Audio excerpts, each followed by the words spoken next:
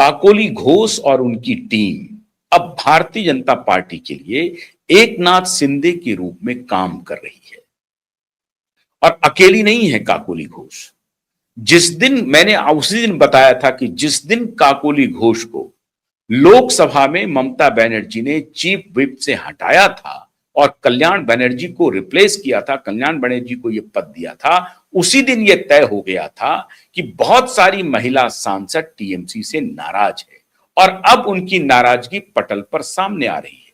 मतलब हमने जो आपको खबर बताई थी वो खबर पुष्ट थी, पक्की खबर थी कि और काकोली घोष अब कैमरे पर आकर के बोल रही है। इसके पहले कुणाल घोष वो कैमरे पर आकर के बोल चुके हैं, वो भी एमएलए हैं, वो कैमरे पर आकर के बोल चुके हैं।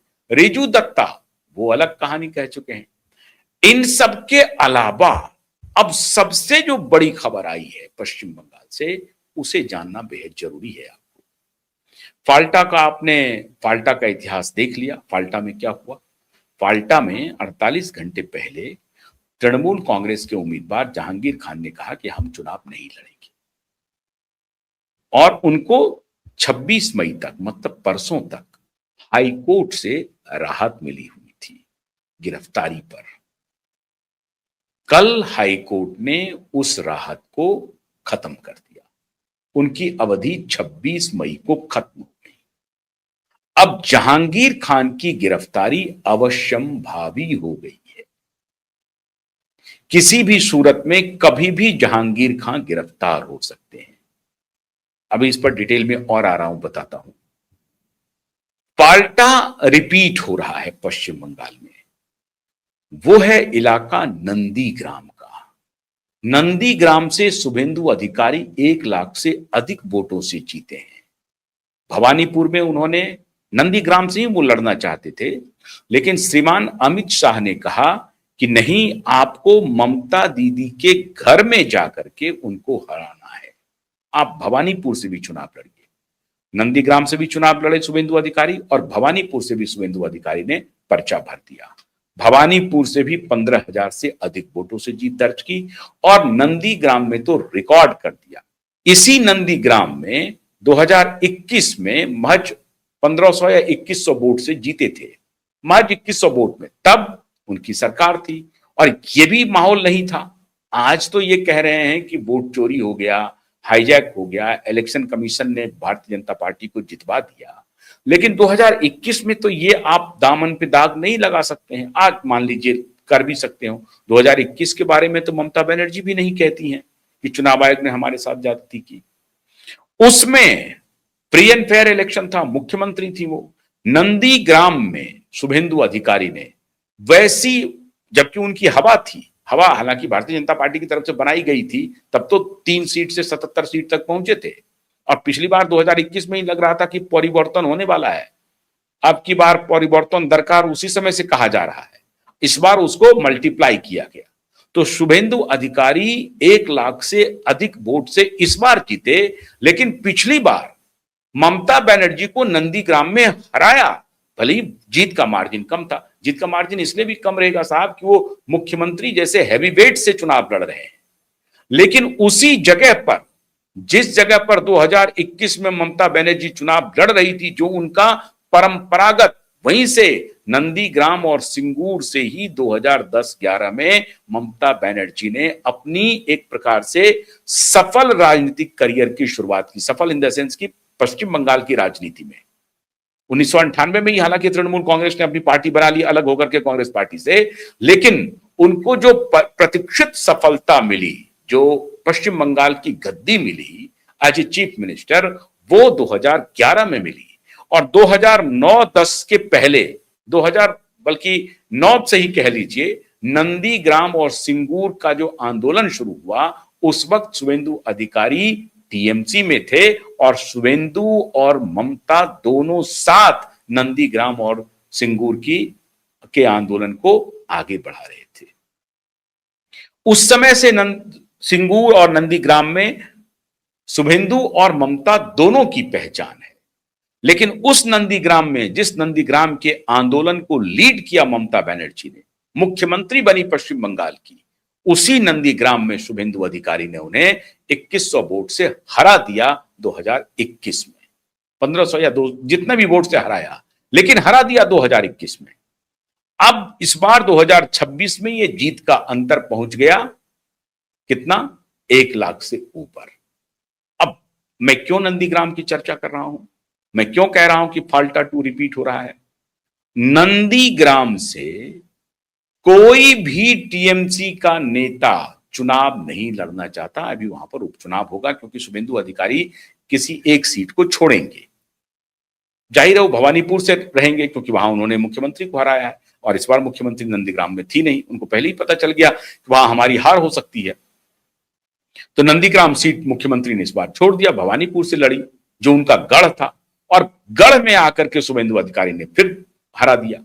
इसीलिए शुभेंदु अधिकारी के मुख्यमंत्री की कुर्सी पर जो उनकी दावेदारी थी वो इसलिए और पुख्ता हो गई कि 2021 में जबकि तृणमूल कांग्रेस सत्ता में आ गई तब मुख्यमंत्री को हरा दिया शुभेंदु अधिकारी ने, और इस बार जब भारतीय जनता पार्टी की सरकार बनी है तब भी उन्होंने मुख्यमंत्री के चेहरे को हराया, मुख्यमंत्री को हराया।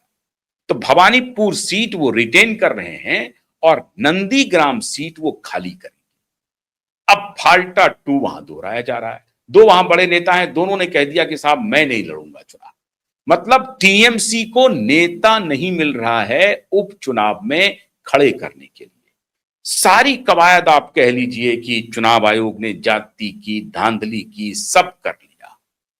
अब तो सब कुछ निगाह में आ गया है कि चुनाव आयोग पर भी जो आलोचना थी अभी हो रही है। हालांकि मैं चुनाव आयोग पर कुछ बात आज कहना चाहूंगा, आपसे चर्चा करना चाहूंगा, अभी नहीं दूसरे कार्यक्रम में जरूर करूंगा। क्योंकि एक बात जान लीजिए, क्यूबाइब नेटवर्क एजेंडा मीडिया नहीं है, और क्यूबाइब नेटवर्क नवोदी मीडिया है। आपको जो भी बात बताएगी सच बताएगी, उसमें सच्चाई होगी, वो झूठ पर आधारित नहीं होगा। जो सत्य होगा, जो न्यायपूर्ण होगा, वही आपके सामने पेश करेगी। अब सत्य ये घटनाएं हैं कि नंदीग्राम में तृणमूल कांग्रेस को कोई नेता नहीं मिल रहा है। तो फाल्टा में जिस तरह से जहांगीर खान ने खुद को अलग किया, और अब 26 तारीख को उन कोर्ट से जो राहत थी, गिरफ्तारी की, वो राहत खत्म हो गई। Any moment Jahangir Khan can be arrested. जैसे दिलीप मंडल को अरेस्ट किया गया है, वैसे एनी मोमेंट जैसे उस चेयरमैन को अरेस्ट किया गया है। धड़ाधड़ जो इस्तीफों की झड़ी लग रही है, वो क्यों लग रही है?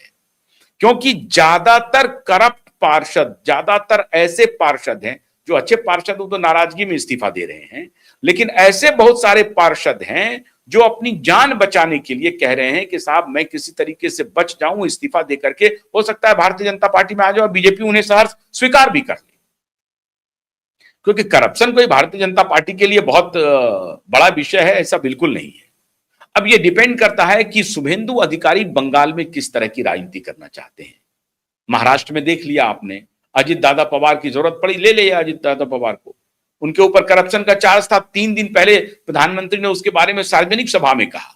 77,000 करोड़ के घोटाले का केस है। लेकिन और जब ये आ गए पार्टी में तो उनके चाचा ने ट्वीट करके कहा कि देखिए अब ये अजित पवार जो है वो मशीन से धुल करके बाहर आ गए। हालांकि अब अजित पवार इस दुनिया में नहीं है, ईश्वर उनकी आत्मा को शांति दे, लेकिन उनके ऊपर गंभीर करप्शन के चार्जेस थे।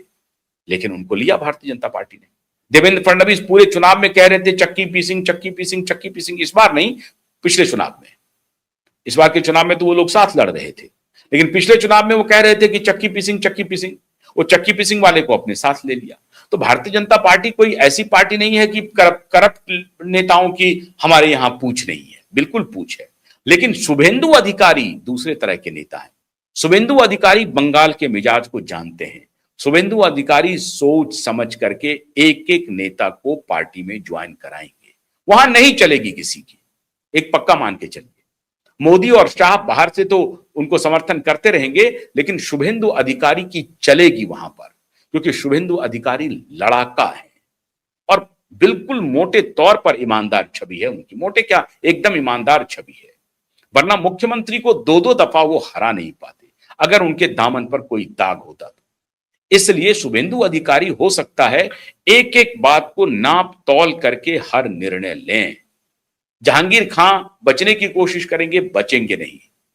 उनका जो हाईकोर्ट का राहत है खत्म है, एनी मोमेंट उनको गिरफ्तार किया जा सकता है। और दूसरी तरफ काकोली घोष दस्तिकार पूरा पर्चा पार्टी का खोल रही है कि कहां पर कौन लुटेरा है, इसको गिरफ्तार कीजिए।